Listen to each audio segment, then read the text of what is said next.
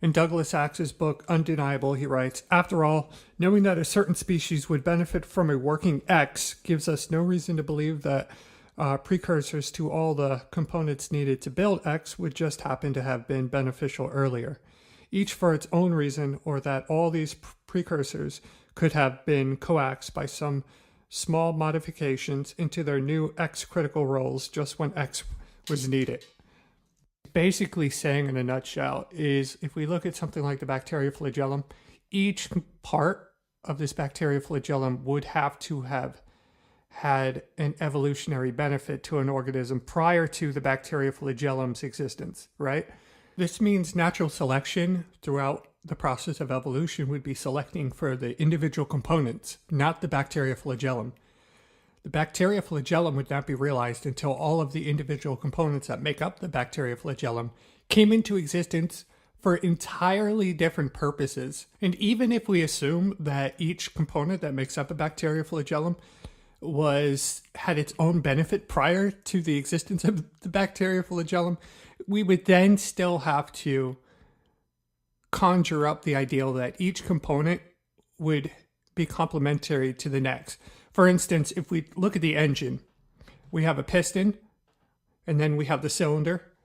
It would be completely useless if the piston was larger than the cylinder. So not only do the parts have to pre-exist the actual object that's about to use them all, the parts have to be complementary to one another as well.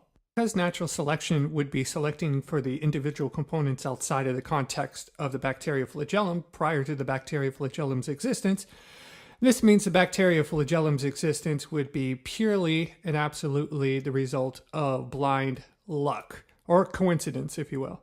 Oh, what a coincidence. All the parts that are needed to form a bacterioflagellum prior to the bacterioflagellum's existence just happen to come into existence prior to the bacterioflagellum for their own purposes, and they just happen to be perfectly complementary to one another so they could recombine and make a bacterioflagellum.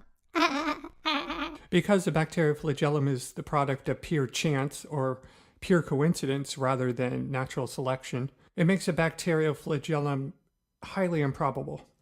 In Douglas Axe's book, he writes, as quoted in Chapter 3, Denton reckoned that accidental processes would be incapable of finding new functional proteins if their amino acid sequences were more rare than about 1 in 10 to the 40. That's a 1 followed by 40 zeros.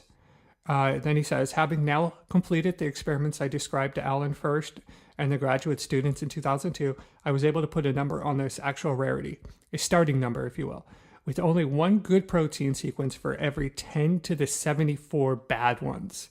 I had found functional proteins to be roughly, I don't even know what that number is, a very large number with a lot of zeros, fold more rare than Denton's criterion.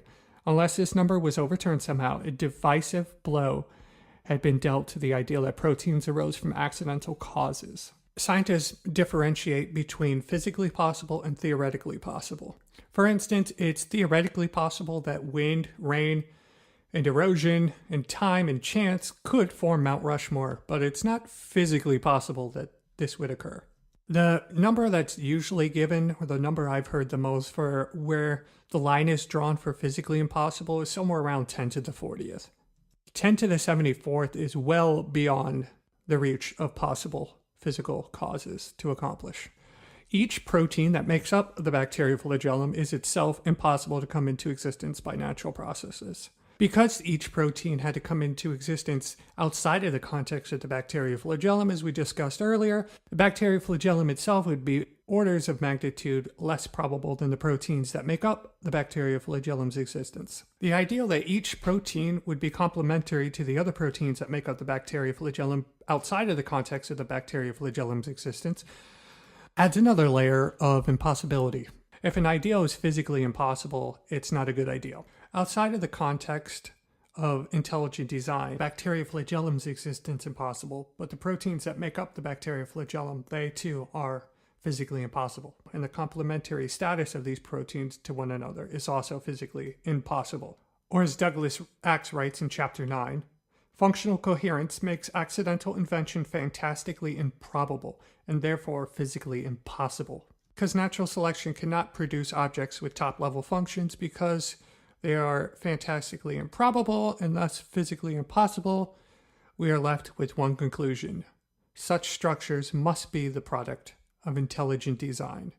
そして国内を上回るスケールで帰国 OPBF ランキング1位帰ってきた天才宮田一郎